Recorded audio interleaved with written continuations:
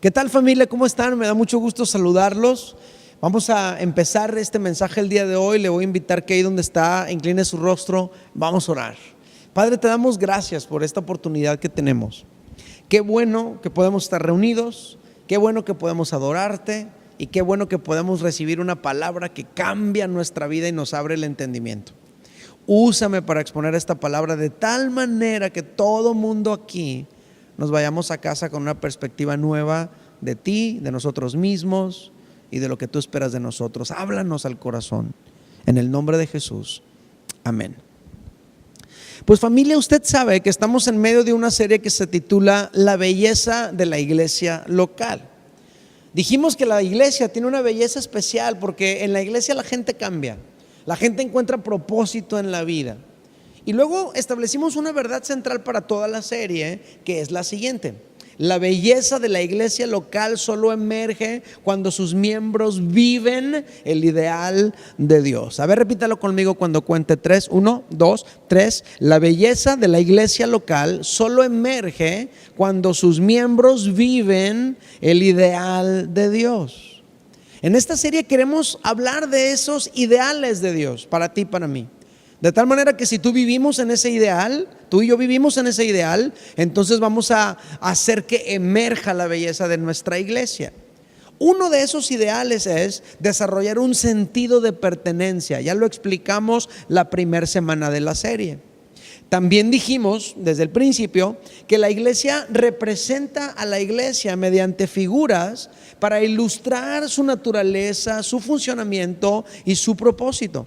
Vamos a estar revisando esas figuras y esas figuras nos van a estar mostrando el ideal de Dios para nosotros y al mismo tiempo la naturaleza y el propósito de la iglesia. La primera figura que revisamos la semana pasada fue la familia de Dios. Y con esa figura Dios establece el tipo de relación que debe haber entre nosotros. La iglesia es la familia de Dios. Y nosotros, los miembros de la iglesia, tenemos que tener una relación fraternal en la que nos amamos, en la que nos toleramos y en la que nos servimos unos a otros como hermanos. Este es otro de los ideales de Dios para ti y para mí, que desarrollemos un amor fraternal. Diga conmigo, amor fraternal. Así es. Venir a la iglesia no es como ir al cine. En el cine no te importa quién está a tu lado, quién está enfrente, quién está atrás. Pero cuando tú vienes a la iglesia, tú vienes a la familia. Hay que desarrollar un amor fraternal, nos tenemos que interesar los unos a los otros. Pues hoy, para continuar con nuestra serie, vamos a revisar una figura más de la iglesia. La Biblia presenta a la iglesia como la esposa del Cordero. Y con esta figura lo que se está estableciendo es el tipo de relación que tiene que haber entre la iglesia y Dios. Ya no estamos hablando de la relación entre nosotros como miembros, estamos hablando ahora de la relación entre nosotros y Dios. Quiero empezar aclarando el concepto cordero. La iglesia es la esposa del Cordero. A lo mejor para algunos de ustedes este concepto es extraño, es nuevo. ¿Qué onda con el Cordero? ¿Qué es eso? Bueno, yo te lo quiero explicar. El Cordero en la Biblia siempre representa a Cristo. Cuando Juan el Bautista miró a Jesús, se refirió a él como el Cordero de Dios. Mira lo que dice Juan capítulo 1 verso 29. Dice: al día siguiente Juan vio a Jesús que se acercaba a él y dijo: aquí tienen, ¿a quién, familia? Al Cordero de Dios, que quita el pecado del mundo. Esta es una figura que hace alusión a los sacrificios del Antiguo Testamento, en los que se sacrificaba un cordero para el perdón de los pecados del pueblo de Israel. Ese cordero que moría en la antigüedad representaba a Jesús, el Cordero de Dios, que un día iba a morir por los pecados tuyos y míos, los pecados de toda la humanidad, para rescatarnos a ti y a mí de nuestra condición de condenación y apartarnos para Él, para ser su iglesia. Entonces la iglesia está formada por todos los seres humanos alrededor del mundo que hemos puesto nuestra fe en Jesucristo. Todos los que hemos puesto nuestra fe en Jesús constituimos la iglesia, y a su vez la iglesia es la esposa de Cristo. Y como Cristo es el Cordero de Dios, entonces la iglesia es la esposa del Cordero. Vamos a ver cómo la Biblia representa a la iglesia como la esposa de Cristo o la esposa del Cordero. Quiero leerles algunos fragmentos. El apóstol Pablo dijo lo siguiente en 2 de Corintios 11:2. Él dijo así: el celo que siento por ustedes proviene de Dios, pues los tengo prometidos a un solo esposo, que es Cristo, para presentárselos como una virgen pura. Aquí el apóstol Pablo, como fundador y apóstol de la iglesia de Corinto, estaba llamando a la iglesia a la pureza espiritual. Y Pablo está utilizando la ilustración de una novia que llega virgen al matrimonio. Y Pablo, como fundador, como padre de esta iglesia, se sentía con la responsabilidad que la iglesia se mantuviera pura. Y Pablo utiliza la figura de la novia que va a llegar al matrimonio y tiene que llegar en pureza. Y está el apóstol Pablo diciendo: hey, yo los tengo prometidos al novio, ustedes tienen que llegar con él en pureza. El apóstol Juan escribió lo siguiente en el libro de Apocalipsis, capítulo 19, versículos 7 y 8. Dice Juan: alegrémonos y regocijémonos y demos gloria, ya ha llegado el día de las bodas del Cordero. Su novia, que es la iglesia, se ha preparado y se le ha concedido vestirse de lino fino y limpio y resplandeciente. Fíjate lo que dice aquí el apóstol Juan. Está hablando de el día de las bodas del Cordero. Se está refiriendo a ese momento en la segunda venida de Jesucristo, cuando Jesús y la iglesia se encuentren. A ese encuentro entre Jesús y la iglesia se le conoce como las bodas del Cordero. Cristo es el novio y la iglesia es la novia, es la esposa del Cordero. Hay otro fragmento. Aquí está hablando el apóstol Pablo y le está hablando a los matrimonios de la comunidad cristiana de Éfeso, y está comparando Pablo la relación matrimonial con la relación que existe entre Jesús y la iglesia. Dice el apóstol Pablo en Efesios 5, 25 al 28, dice: esposos, nos habla a los hombres, amen a sus esposas así como Cristo amó a la iglesia y se entregó por ella para hacerla santa. Él, Cristo, la purificó lavándola con agua mediante la palabra, para presentársela a sí mismo como una iglesia radiante, sin mancha, ni arruga, ni ninguna otra imperfección, sino santa e intachable. Asimismo, el esposo debe amar a su esposa como a su propio cuerpo. El que ama a su esposa se ama a sí mismo. Aquí está el apóstol Pablo comparando de una manera tan clara la relación matrimonial, el esposo y la esposa, con la relación que Jesús, el esposo, tiene con su iglesia, que es su esposa. Y por último, hay un versículo más que yo quiero mencionar. Son las palabras del apóstol Juan, ya al final de Apocalipsis. Él escribe lo siguiente: Apocalipsis 22, verso 17, dice: y el espíritu y la esposa dicen: ven.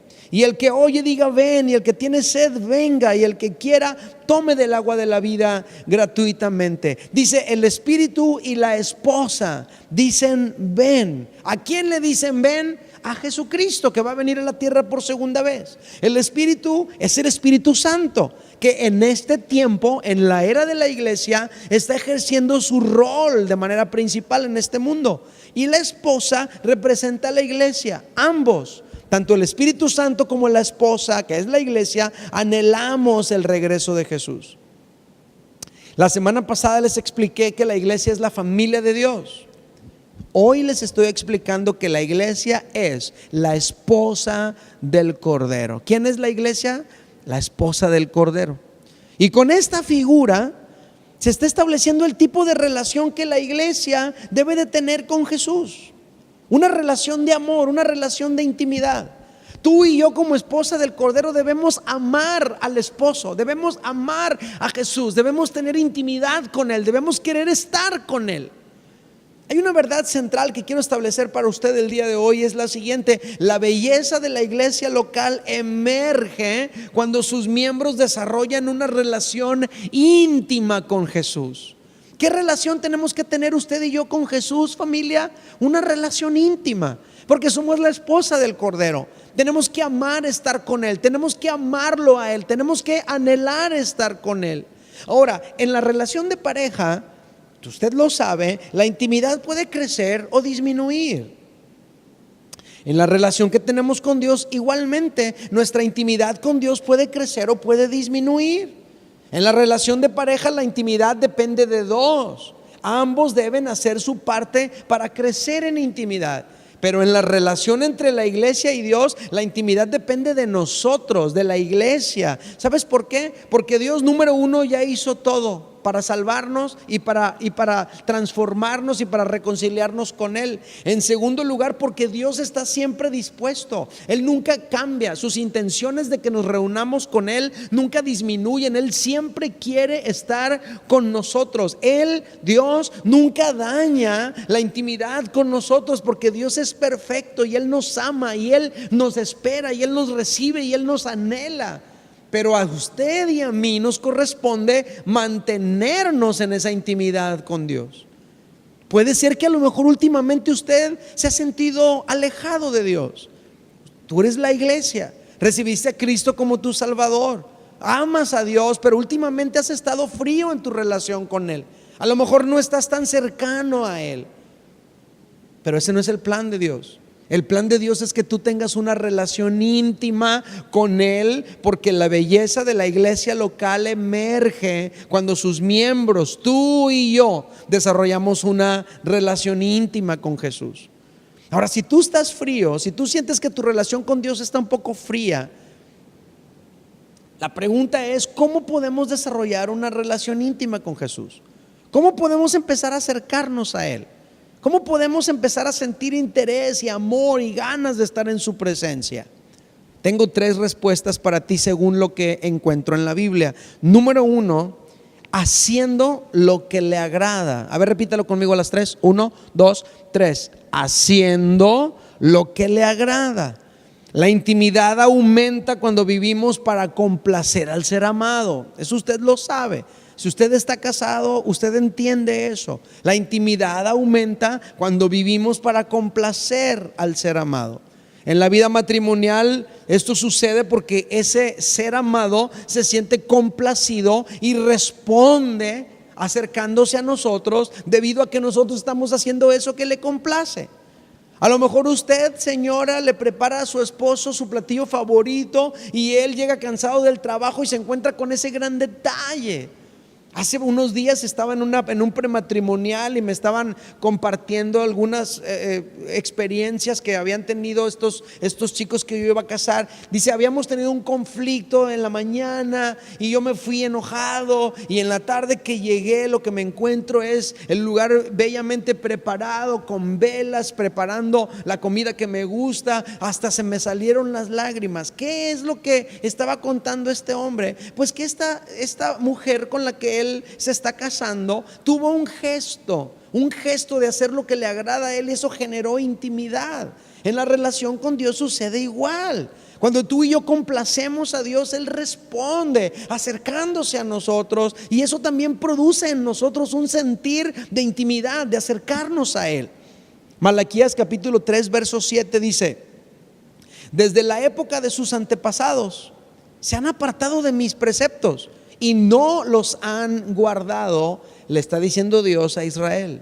Y luego dice: vuélvanse a mí y yo me volveré a ustedes, dice el Señor Todopoderoso. ¿Quién dijo esto? El Señor Todopoderoso. O sea que si usted y yo nos volvemos a Él, si nos acercamos a Él, si hacemos lo que a Él le agrada, Él se acercará a nosotros. Nuestra intimidad con Dios aumenta cuando usted y yo nos determinamos a hacer lo que le agrada a Dios. Antes de hacer algo, antes de cometer un error, antes de cometer una locura, antes de tomar una decisión, preguntémonos: ¿esto que estoy a punto de hacer agrada a Dios o ofende a Dios? Y si usted y yo escogemos hacer lo que agrada a Dios, nuestra intimidad con Él va a crecer. Dios siempre está dispuesto a encontrarse contigo y conmigo. Pero cuando usted y yo nos determinamos a vivir para complacer a Dios, eso nos impulsa a usted y a mí a acercarnos más a Él. Sucede algo dentro de nosotros cuando decidimos en nuestro corazón agradarle. Una pregunta muy válida podría ser: ¿y qué es lo que le agrada a Dios? ¿Qué es lo que Dios pide de nosotros? O sea, yo sí quiero hacer lo que le agrada a Él, pero no sé. ¿Qué es lo que le agrada a Dios? ¿Alguien me lo puede explicar? Bueno, te lo explica Dios mismo. La Biblia dice esto, por ejemplo, Miqueas capítulo 6 verso 8 dice: oh hombre, Él te ha declarado lo que es justo y qué pide Jehová de ti. Fíjate, Dios ya te ha declarado lo que es justo y Dios ya te ha declarado también qué es lo que pide de ti. ¿Qué pide Dios de ti? ¿Qué pide Dios de mí? ¿Qué espera Dios que tú y yo hagamos? Aquí está la respuesta. Solamente, número 1, hacer justicia. Número 2, amar misericordia. Y número 3, humillarte ante tu Dios. A Dios le agrada que la iglesia haga obras de justicia, que la iglesia haga actos de misericordia. Jesús quiere que su novia realice acciones que tengan que ver con la justicia social. Si tú y yo defendemos a un débil, si tú y yo ayudamos a un desamparado, si tú y yo nos conmovemos ante el dolor del que sufre y hacemos algo para resolver ese dolor, si tú y yo hacemos algo para mitigar el dolor del desesperanzado, cautivamos el corazón de Dios y crecemos en intimidad con Él. Crecemos en intimidad con Él. Además de esto, aquí dice que a Dios también le agrada que tú y yo dejemos esa actitud soberbia. Dice: ¿qué pide Jehová de ti? Hacer justicia, amar misericordia y humillarte ante tu Dios. Dejar toda actitud soberbia, humillarte ante tu Dios, es decir, vivir ante Dios con una actitud humilde en lugar de vivir ante Dios y ante el mundo con una actitud soberbia. Vivir con humildad le agrada a Dios. Cuando tú y yo con humildad, cuando tú y yo solemnemente nos acercamos a Dios, nuestra intimidad con Él crece, porque hacemos lo que a Él le agrada. Nuestra intimidad con Dios crece cuando tú y yo hacemos lo que a Él le agrada. Repítalo conmigo: nuestra intimidad con Dios crece cuando hacemos lo que a Él le agrada. ¿Quieres crecer en tu intimidad con Dios? Haz lo que le agrada a Él, y eso va a producir en tu corazón un amor por Dios, un deseo por estar con Él. Sé misericordioso, involúcrate en ayudar a los que tienen necesidad, y eso te va a producir en automático un deseo de estar más cerca con Dios. Abandona toda soberbia, toda altivez, y empecemos a vivir la vida con humildad, y eso va a producir una cercanía con Dios. La pregunta que estamos desarrollando es: ¿cómo podemos desarrollar una relación íntima con Jesús? Segunda respuesta: guardándonos en pureza. Guardándonos en pureza. Repítalo conmigo las tres: 1, 2, 3. Guardándonos en pureza. El apóstol Pablo escribió, ya lo leímos, lo vamos a leer otra vez. Segunda de Corintios 11:2 dice Pablo: el celo que siento por ustedes proviene de Dios, pues los tengo prometidos a un solo esposo, que es Cristo, para presentárselos a Él, al esposo, como una virgen pura. Aquí el apóstol Pablo está hablando en términos de esa pureza espiritual en la que tú y yo debemos vivir. El apóstol Pablo está hablando de la necesidad de mantenernos fieles y firmes en el evangelio que tú y yo hemos recibido. Mira los versículos que están adelante. Ahorita leímos el 2, vamos a leer ahora el 3 y el 4. Segunda de Corintios 11, 3 y 4 dice: pero temo, dice el apóstol Pablo, que como la serpiente con su astucia engañó a Eva, vuestros sentidos sean de alguna manera extraviados de la sincera fidelidad a Cristo. El apóstol Pablo teme eso de la iglesia. Dice Pablo: porque si viene alguno predicando a otro Jesús que el que os hemos predicado, y os recibís, y si recibís otro espíritu que el que habéis recibido, u otro evangelio que el que habéis aceptado, bien lo toleráis. Aquí el apóstol Pablo está un poquito enfadado con la iglesia porque está tolerando cosas que debía haber rechazado. Pablo está hablando de la tolerancia que a veces tenemos ante aquello que tú y yo deberíamos rechazar. En este caso específico, Pablo está hablando en cuanto a aceptar otras doctrinas. Pero el principio aplica a todas las áreas de nuestra vida. Hay ocasiones en las que tú y yo toleramos situaciones, conversaciones, actitudes, amistades, pecados específicos que deberíamos rechazar de manera categórica, de manera radical, porque sabemos que a Dios no le agrada. Hay chistes de los que no deberíamos reír. Hay chistes que no deberíamos contar. Hay películas que no deberíamos ver, ¿verdad?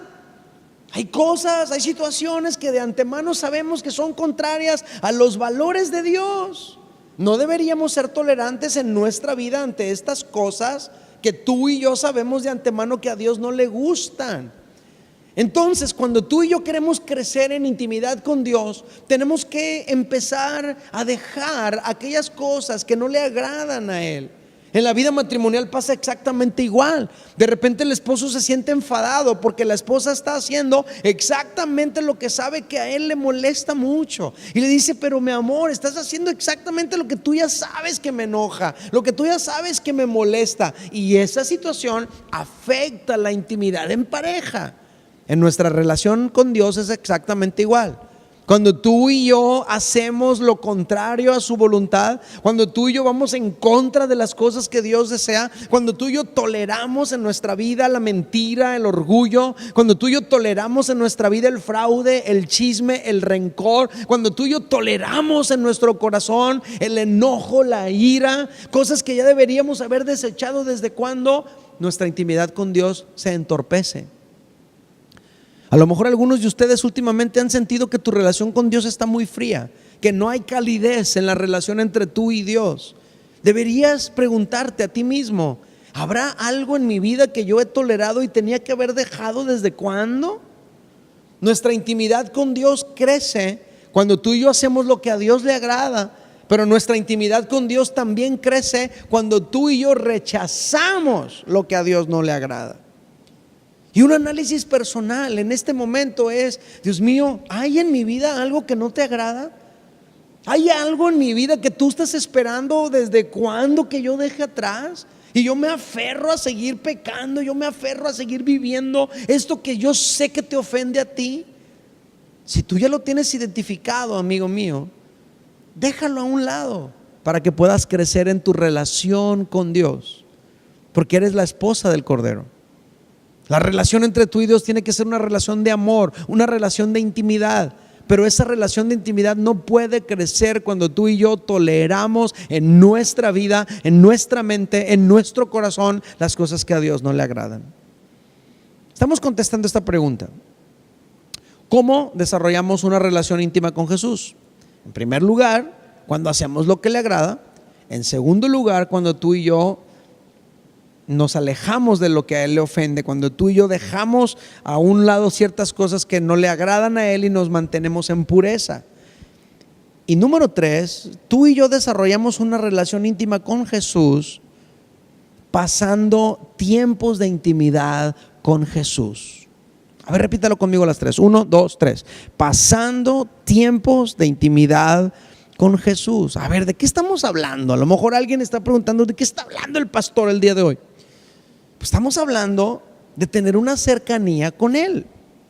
Vamos a crecer en intimidad cuando nos acerquemos a Dios. Y a la vez, nuestra intimidad con Dios disminuye cuando no pasamos tiempo con Él. Cuando tú y yo nos pasamos todo el día haciendo de todo, pero no tenemos un tiempo especial para acercarnos a Dios. Pasar un tiempo con Dios debería ser un deseo natural en ti y en mí, porque somos la esposa del Cordero.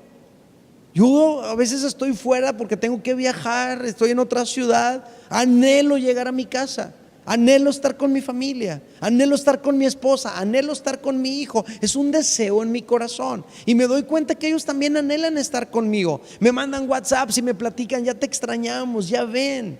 Eso es lo mismo que tiene que suceder en tu corazón, en el mío, respecto de Dios. A lo mejor has tenido semanas enteras que no apartas un tiempo para estar a solas con el Señor. Y nuestra intimidad con Dios va a crecer cuando tú y yo separemos tiempo para estar con Él. Cuando tú y yo cerremos la puerta de nuestra recámara y nos arrodillemos ante su presencia. Cuando nos levantemos más temprano o nos acostemos un poco más tarde para tener un tiempo a solas con Jesús, nuestra intimidad va a crecer. Ahora, en la Biblia hay un libro de poesía hebrea. Este libro se llama El Cantar de los Cantares. Y este libro se trata del romance entre el rey Salomón y una mujer a la que se le llama la Sunamita. Los teólogos dicen que este libro, esta relación, podría representar la relación de amor que debe haber entre Cristo y la iglesia. El amado representa a Cristo, la amada representa a nosotros que somos la iglesia. Vamos a revisar algunos fragmentos y vamos a tratar de descubrir el deseo del amado y el deseo de la amada, para que descubramos qué es lo que Dios siente respecto de ti y de mí, y qué es lo que tú y yo deberíamos sentir respecto de Jesucristo. Cantares 2, 10 al 14 dice: mi amado habló y me dijo: levántate, oh amiga mía, hermosa mía, y ven. Mira cómo el amado llama a la amada. Mira cómo el amado te llama. Ven. Porque he aquí ha pasado el invierno, se ha mudado, la lluvia se fue, se han mostrado las flores en la tierra. El tiempo de la canción ha venido.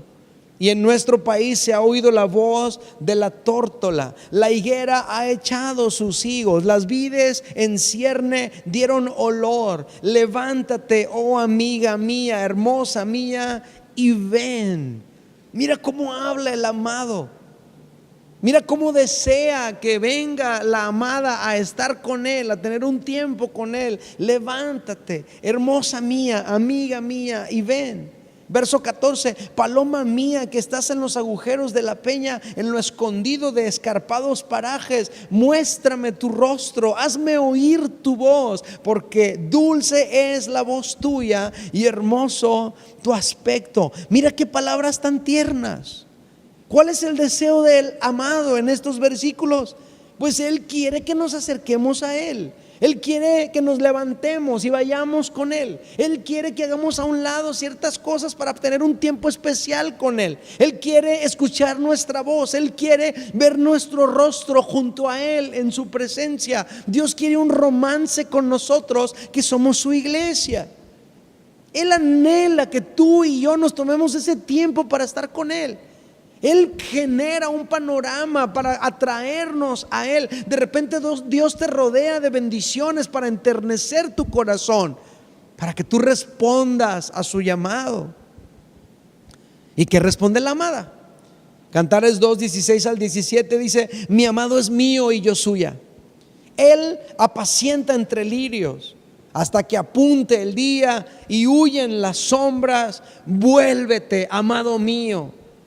Sé semejante al corzo o como el cervatillo sobre los montes de Béter. Aquí apreciamos a la amada con un claro sentido de pertenencia. Ella dice: mi amado es mío y yo suya.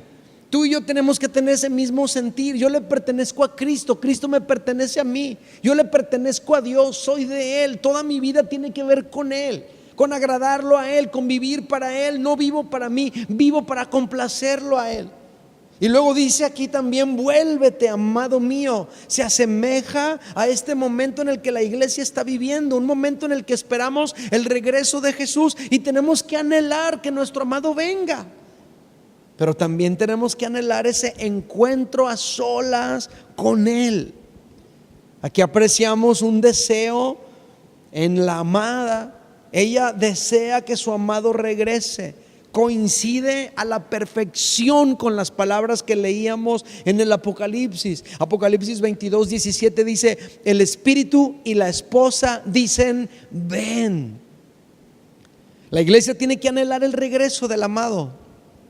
Pero mientras esto ocurre, mientras Cristo regresa, la iglesia tiene que encontrarse con Él en el lugar secreto, en ese tiempo de oración donde tú llegas con Dios y pasas tiempo con Él, donde tú doblas tu rodilla en tu sillón favorito, o junto a tu cama, o en tu cuarto, o en ese lugar especial donde a ti te gusta estar con Dios y le adoras y estás con Él y disfrutas un tiempo en su presencia. Cuando tú y yo crecemos en intimidad con Dios, empieza a emerger la belleza de la iglesia local, porque entonces tú y yo empezamos a vivir como a Él le agrada. Y esas acciones nos dan una belleza especial. Y la gente empieza a notar que tú y yo vivimos diferente al resto de las personas, que tú y yo nos comportamos diferente al resto de las personas, que tú y yo reaccionamos diferente al resto de las personas. Somos más sensibles, nos interesamos por el débil, por el necesitado, tenemos misericordia, vivimos de acuerdo a la voluntad de Dios, y eso nos hace especiales. En segundo lugar, tú y yo nos alejamos de lo que a Él le ofende. Y esa pureza en nuestro estilo de vida nos da una belleza especial, porque vivimos una vida distinta al resto del mundo, porque no vivimos en los mismos vicios y pecados y situaciones en las que vive la mayoría de las personas, y eso nos hace distinguirnos, nos hace resaltar. Y en tercer lugar, cuando nos acercamos a Él en intimidad y al estar en su presencia, nos impregnamos del olor de su presencia. Y eso nos da una belleza especial. Y la gente, cuando viene y habla con nosotros, puede percibir que hay algo especial en nosotros. Y eso especial no lo obtenemos del trabajo donde laboramos, ni del carro que conducimos, ni de la universidad donde estudiamos, ni del vecindario donde vivimos, ni de la casa que tenemos. Eso especial lo obtenemos de la relación que tenemos con el Señor. Cuando tú y yo crecemos en intimidad con Dios, entonces empieza a emerger la belleza de la iglesia que somos tú y yo. Aquí quisiera llamar al grupo de alabanza, y mientras ellos vienen, yo les digo lo siguiente: el creyente que vive como a Dios le agrada, esa persona tiene un distintivo especial en su manera de vivir, en su proceder, y la gente lo puede notar. Por otro lado, el creyente que se aleja de lo que ofende a Dios, esa persona tiene un distintivo especial por la pureza de su espíritu que irradia donde quiera que él está, porque no vive contaminado con lo que la mayoría de las personas en el mundo están contaminados. Sus pensamientos son diferentes, sus palabras, sus expresiones son diferentes, su manera de proceder, de relacionarse con los demás es diferente. Y número 3, el creyente que se acerca continuamente a tener intimidad con Jesús tiene una belleza especial porque se impregna del aroma del Rey. Yo no sé si alguna vez tú le has dado un abrazo a alguien que tiene un perfume especial y después de abrazarlo te quedas impregnado de ese perfume. Así nos ocurre a ti y a mí cuando nos acercamos al Rey, nos quedamos impregnados de su perfume. Por eso dice el apóstol Pablo, dice: mas a Dios gracias, el cual nos lleva siempre en triunfo en Cristo Jesús, y por medio de nosotros manifiesta en todo lugar el olor de su conocimiento. Es que cuando nos acercamos al Señor nos impregnamos de su olor. Tú y yo debemos crecer en intimidad con Dios, porque la belleza de la iglesia local emerge cuando sus miembros desarrollan una relación íntima con Jesús. Quiero que el grupo de alabanza cante esta canción que habla del anhelo de conocerle, de amarle, de estar con Él. Vamos a cantar con el grupo de alabanza. Familia, hoy Dios nos ha estado llamando a vivir una vida que agrade a Dios. Dios quiere que tú y yo actuemos en justicia. Dios quiere que tú y yo seamos misericordiosos y que tú y yo rechacemos toda actitud de altivez. Somos llamados a vivir una vida que honre a Dios. ¿Qué te parece si levantas tus manos ahí en tu lugar? Y dile a Dios, con tus manos levantadas, dile: Dios, yo quiero vivir como a ti te agrada. No quiero vivir para agradar a mis amigos, no quiero vivir para agradar a mi compadre, no quiero vivir para agradar al mundo. Quiero vivir como te agrada a ti. Así con sus manos levantadas, dígale: Dios mío, yo quiero agradarte. Lo único que quiero es agradarte. Lo único que quiero es adorarte. Lo único que quiero es estar contigo. Ese es mi anhelo. Y si hay entre nosotros alguien que está viviendo una vida que tú sabes perfectamente que no agrada a Dios, Dios te está llamando hoy a cambiar de vida. Hoy Dios nos está llamando también a alejarnos de lo que a Dios no le agrada. Quizá tú y yo hemos sido muy tolerantes con algunas situaciones en nuestra vida en lo que tú y yo deberíamos de ser tajantes. No estoy hablando de ser tajante con las personas y andar hiriéndolos y andarlos señalando. No, estoy hablando de en nuestra vida personal hay cosas que no deberíamos tolerar. Hay cosas que tú y yo deberíamos cortar de manera radical. Y yo te pregunto, ¿qué es eso que deberías cortar de una vez por todas en tu vida? Pídele a Dios que te dé el valor para cortar con lo que a Él no le agrada. ¿Quieres hacerlo? Levanta tus manos, dile: Dios mío, dame valor para dejar de una vez por todas lo que a ti te ofende. Dame valor para tomar las decisiones que tengo que tomar, para hacer las cosas que tengo que hacer, para dejar lo que tenga que dejar. Señor, quiero alejarme de todo lo que te ofende a ti. Quiero vivir una vida más pura, más alineada a tu voluntad. Familia, es tiempo de responder al llamado de Dios. Es tiempo de acercarnos a Él. Cierra sus ojos, levante sus manos, estamos terminando y cantemos una vez más con el grupo de alabanza esta canción. Cántele a Él.